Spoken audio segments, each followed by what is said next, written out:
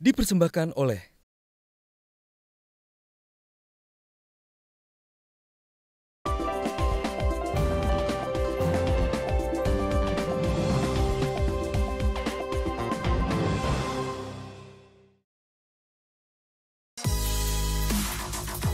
Koleksi-koleksi yang dipamerkan di Museum Macan ini sangatlah indah, unik, dan bergaya modern. Banyak masyarakat yang penasaran hingga membuat suatu pusat informatif terhadap karya seni.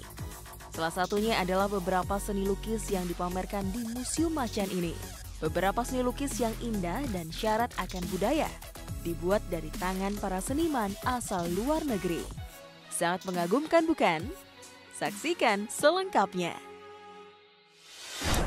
Ina, ini kan melihat tempat yang seperti ini dengan koleksi yang banyak kayak gini. Saya sempat baca juga nih sedikit pada saat sebelum ini dibuka bahwa ini adalah koleksi pribadinya dari Pak Haryanto ya. Betul. Nah, cuman yang saya pengen tahu sejak kapan nih pada saat idenya tercetus dari Pak Haryanto untuk ya udah mau bikin museum macan ini gitu sampai ini dibuka kemarin 4 November. Pak Haryanto itu mulai mengoleksi dari tahun 90. Wow, udah 90. Tahun 90-an. Okay. Jadi koleksi Okay. udah sekitar 25 tahun. Okay. Lalu 10 tahun yang lalu mulai serius. Mulai serius. Okay. Punya cita-cita untuk bikin museum. Akhirnya sekitar 3 atau 4 tahun yang lalu kan gedung mulai dibikin. Okay. Tapi kalau untuk seluruh pameran sendiri dari awal tim dibentuk segala macam mungkin sekitar 2 tahunan persiapan. Wow, jadi ini persiapannya bener-bener matang banget nih, Mas Yofi ya. Bener-bener serius, makanya tempatnya juga keren banget gitu. Nah, lihat lukisan ini, lukisannya siapa nih Mbak Ina? Oh, ini lukisannya Raden Saleh. Oh. Ini boleh dibilang seniman Indonesia pertama yang ada di zaman modern. Terus juga seniman Indonesia pertama yang punya karir internasional. Karena kan dia waktu itu lahirnya masih di Hindia Belanda ya. Terus sempat tinggal selama 20 tahun di Eropa. Sempat punya karir di Eropa juga melukis untuk para bangsawan, bahkan untuk keluarga raja gitu, sebelum akhirnya balik lagi ke Bogor. Lukisannya judulnya Javanese Mail Station. Ini sebetulnya kira-kira kayak 178 tahun yang lalu Pantura tuh kayak gini Mas ya? Yofi. Wow, deket-deket Alas Roban nih. Iya, kira-kira ya kayak kalau dari kelok-kelok jalannya ya. Iya. Sebenarnya ini di Bogor, nggak kelihatan kan? Enggak. Jadi waktu itu jalan ini, Jalan Raya Pos namanya masih, terutama dibuat itu kan untuk selain untuk memindahkan untuk distribusi barang, tapi juga untuk mengirimkan surat. Jadi kan maksudnya supaya Pulau Jawa semua terhubung dari satu daerah ke daerah lain, ada pengiriman itu gampang. Setiap 20 km ada stasiun kecil seperti ini, ada kantor seperti ini, tempat mereka bisa menukar kuda, terus menambah perbekalan, sama sekalian ngirimin barang-barangnya itu. Jadi kayak kalau sekarang ada shuttle service point to point, nah ini kira-kira kayak gini nih konsepnya. Keren ya? Dengan lukisan seperti ini tuh kita jadi bisa berimajinasi, membayangkan zaman dulu tuh kayak gimana gitu kan. Oke. Selain Raden Saleh di sini siapa aja yang jadi untuk pameran pertama ini yang ditampilkan? Nah, jadi kan pameran pertama ini terbagi dalam 4 bagian. Pertama itu adalah kampung halaman, manusia dan bumi. Terus kemudian yang kedua itu adalah tentang kemerdekaan dan sesudahnya. Yang ketiga itu pergulatan seputar bentuk dan isi. Dan yang terakhir adalah racikan global. Nah, 4 bagian ini sebenarnya kami susun berdasarkan kronologi sejarah.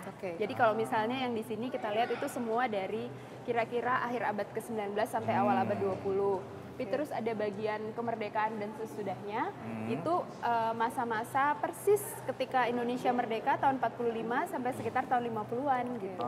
Tapi seniman-seniman yang ditampilkan di sini itu bukan cuma yang dari Indonesia aja kan? Bukan hanya dari Indonesia Campur aja. ya? Campur. Sebenarnya itu sih beda terutama antara Museum Macan dengan museum seni rupa lainnya yang sudah ada di Indonesia. Sebagai museum seni rupa memang kami bukan yang pertama, tapi kami yang pertama yang punya koleksi internasional yang dibuka untuk publik. Nah, itu perbedaannya, ya kan? Oke, Kalau kita ngomong soal museum gini ya, kita kan kalau dari kecil selalu lihat museum nih pasti selalu bawa kenuansaan putaran waktu yang luar biasa. Ya. Nah, seperti ini juga kita kan lihat tadi ada pembabakannya 1, 2, 3, 4 itu. Itu apakah konsepnya akan seperti itu terus atau ini memang karena pertama kali aja nih kita buat? gitu kan. Ini sebetulnya adalah konsep dari para kurator yang menyiapkan pameran ini. Jadi ada Charles Esche dan juga Agung Hujatmika. Nah terus dari awal kami memang ingin supaya baik karya seniman Indonesia itu semua sejajar dengan seniman-seniman internasional seperti Mark Rothko atau Gerhard Richter atau Andy Warhol gitu. Keren banget ya, jadi pengen Dalam masuk lagi ya? semakin dalam lagi ya, Ya, supaya boleh. tahu cerita-cerita yang lain. Oke.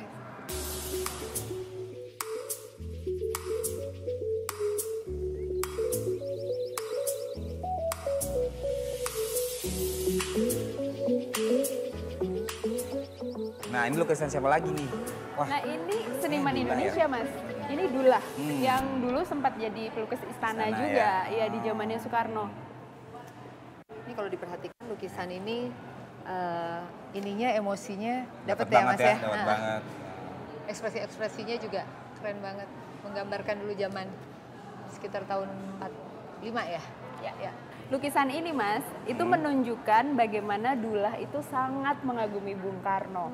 Kan kalau kita lihat ya, ada banyak sekali figur di dalam lukisan ini, tapi semua nggak ada yang seterang dan sebersih Yang paling dan stand out. berkilau Bung Karno Iya, yang iya, stand out betul. banget di situ.